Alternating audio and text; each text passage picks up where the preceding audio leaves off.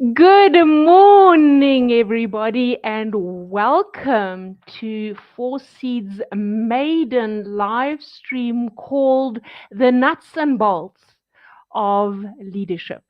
So, we are going to run these live streams every week from 10 o'clock till 20 past 10, just a quickly weekly boost on what maybe leaders and business owners can use or need in their businesses to really be successful in this hybrid working place, knowing that life is exceptionally challenging for all leaders and business owners in this hybrid workplace. So we'll have me presenting for some weeks, and then we'll have amazing guest speakers coming in for some other weeks who will then be talking about certain topics that are of interest to us, but it will always be directed at leadership and business owners. But if you want a very specific topic covered, please put down your interests and comments, and we're happy to cover them. So, as I say, welcome to this maiden live stream, and I'm sure we'll have many more. So today we want to really talk about the 5 tips for the hybrid working place, knowing that the hybrid working place is here to stay. I think reality has settled in for us to know that we're not going to go back to the old way of doing business or working. We'll maybe shift to a remote working model, or a hybrid working model where either we'll be going back to the office 70% of the time, or we'll be working remotely for 70% of the time and then going to the office once a week, or like some companies have it 8 days a week, and you can choose which days it is. But that does make the whole working environment quite complex for leaders because things have changed. You don't see a person anymore so quickly. Communication has changed. So, yes, life has changed with the hybrid working place. Puts a huge challenge on organizations, structures, strategies, policies, procedures, how to manage all of this. And I think what's challenging for us is that we weren't prepared for this. It's not that we got a warning like the Y2K. We knew at least a year or two in advance that the turn of the century is happening, and we could prepare ourselves for it. Our systems, our invoices, and so it went. We could mentally and emotionally, as well as strategically, prepare ourselves for it. The hybrid working place is not something we could prepare ourselves for. It came overnight. I think we were all shell shocked, and now we've sort of adapted and have accepted that that's reality, and we know that it's there, and it's not going to change. So, knowing from the work that I do, either working as a coach or working within organizations, I'm picking up certain trends that I can see are going to dominate the hybrid working place. And I'd love to share those with you today. So let's start off with tip number 1, which is communication. And prior to the pandemic arriving, communication within organizations was always challenging, and I guess will always be a challenging process.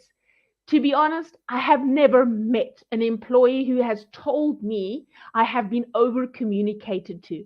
Quite the contrary. We always have people saying, I am not being communicated to. I don't know. Nobody told me. So communication remains a critical component within organizations. However, in the hybrid working place, it is now even more. It's escalated dramatically because how do you ensure that you are communicating synchronous and equal to all the people within your organization? Some of them are working shift work. Some of them are in global different locations, so they work at different times. Sometimes a person is working on a project, so they're not ready to read your email. Some people just get so many emails that yours might get lost, so they need a different form of communication. So, right now, leaders have to really dig deep and increase and scale up that level of communication. And previously, as I said, communication was key. You were maybe looking at repeating a communication message to your team 5 times? Because you saw them face to face, there was a social interaction and a social understanding, obviously collaboration, and also reading of body language. Now that has lost its process quite a bit. So, hence, the number of communication has dialed up to 12 times. The same message needs to be shared with your team up to 12 times for them to actually understand it and be with you on that journey. Now, I know that sounds exhausting, but we are all so overloaded and so overwhelmed with information that we quite quickly don't hear or think we hear or miss something. So you can understand where the 12 times comes from. How do we do it? We need to use emails, WhatsApp, voice messages, videos, use all kinds of resources that are available to you to share the same message to your team over and over, really making sure they are with you on the journey. So that's tip one. Tip two is really about checking in with your team. And I know as leaders, you're going, I don't have time for this right now. I'm already so stretched with all the additional work because I know the workload has increased as well as the pace of work has increased. But coffee chats are critical.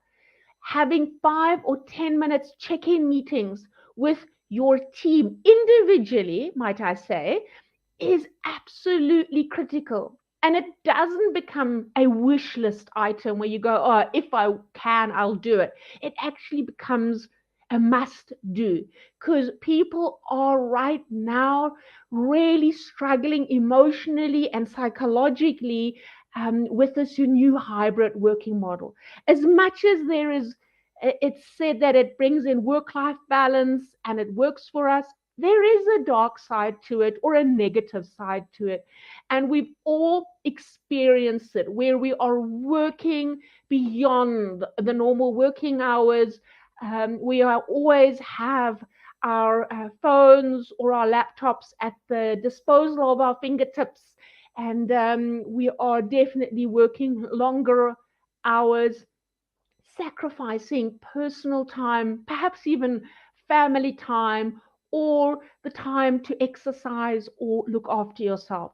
So people do need, as a leader, you as a role model, A, and B, to check in with them regularly to see how are they actually doing and how are they feeling. So these 20-minute or 15-minute coffee chats per week are absolutely critical to just check in.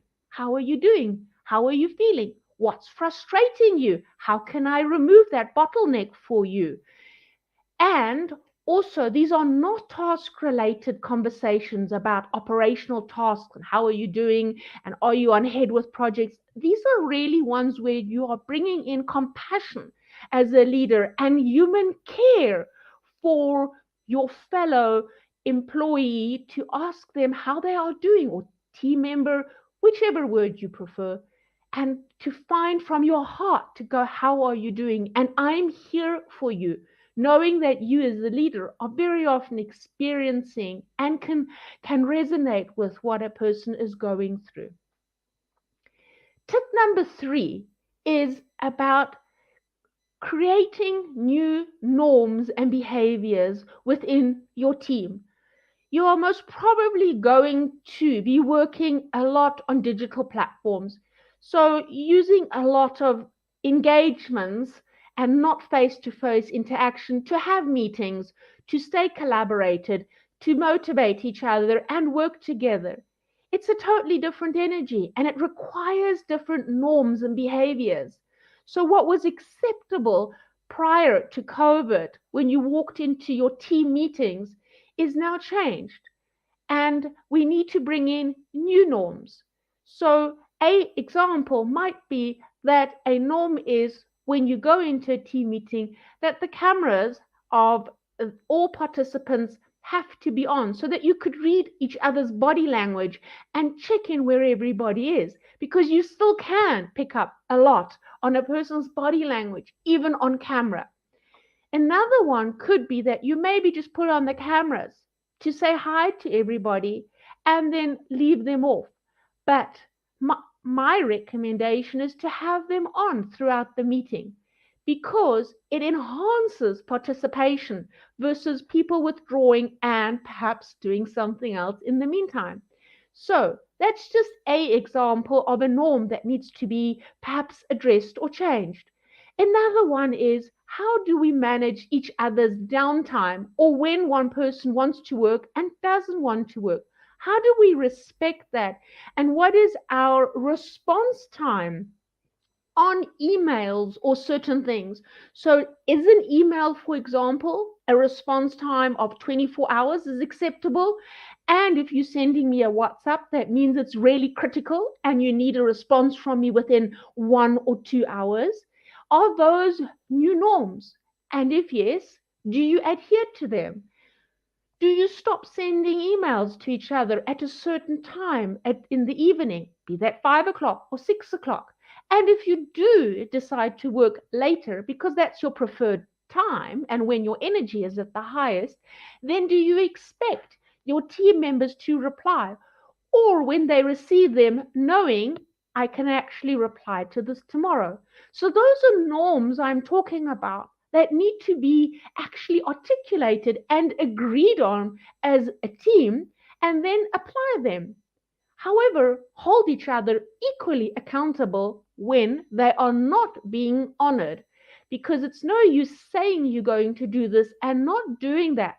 Then you are creating double standards, which creates a lot of conflict for people, confusion, and then disengagement. So that is not something we want to work towards. Tip number 4, and this is really something that is becoming very prevalent, I guess, in the working place and something very dear to my heart is to make sure that people are not in a burnout zone or moving towards burnout. And that can definitely be prevented when you have those 20-minute coffee chats with people because you'll pick it up where a person is. And secondly, you can also do it through the norms I've just discussed because we can't be working machines who are on all the time, 24 hours. We need rest and recovery time because otherwise we will get to the point of burnout. And burnout is not a naughty badge where you go, it's something to strive for and I'm proud to achieve it. It is something to work against, and it means setting rules and boundaries. And for yourself, most probably self discipline to adhere to it. But if we don't manage the burnout as a leader, then we start creating totally different challenges within the work environment because the knock on effect could be a huge increase in absenteeism or perhaps even worse, mental illnesses such as depression, anxiety, and the feeling of overwhelm, fear, or perhaps even the imposter syndrome. So, make sure you manage each other's burnout, but as a leader, also manage yours and look out for each other. Create a buddy system, check in with each other. And if you are tired and exhausted, sometimes just taking half a day or a day out does miracles for one another. Tip 4 tip 5 for the hybrid leader is to develop empathy. And the challenge with empathy, I suppose, right now is that we want to bring in that level of humanity into the workplace, that level of kindness, that compassion, and really caring for one another. However, how do you balance empathy and accountability in the same sentence? Not always easy because you want to really care for somebody, but there comes a time where it's okay, you need to deliver on these tasks and what's happening. So there is a quick or a difficult balancing act for leaders to really bring in empathy and accountability. Again, the empathy is used a lot in those 20-minute coffee chats, bring them in there. Show that human compassion and that caring for the individuals. And then perhaps when you do your town hall meetings or your weekly check-ins or your morning check-ins with the team where you're talking about productivity and performance, you are more on the scale of accountability. But it is bringing in both equally, not letting somebody off the hook. So giving them time sometimes to sort out what needs to be sorted out and caring, but then also giving them a time frame on when either something needs to be completed.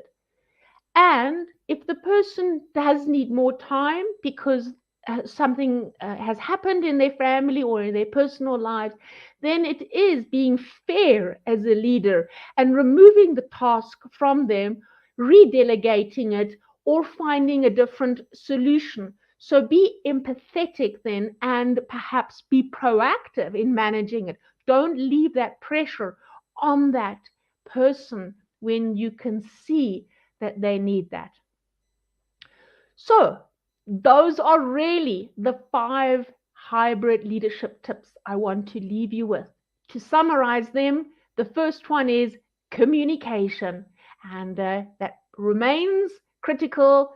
And as I said, dial it up to 12 times.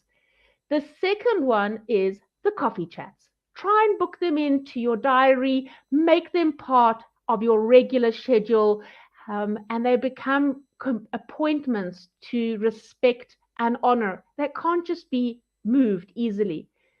The third one is establish new hybrid working norms and behaviors that will bring out the best in your team.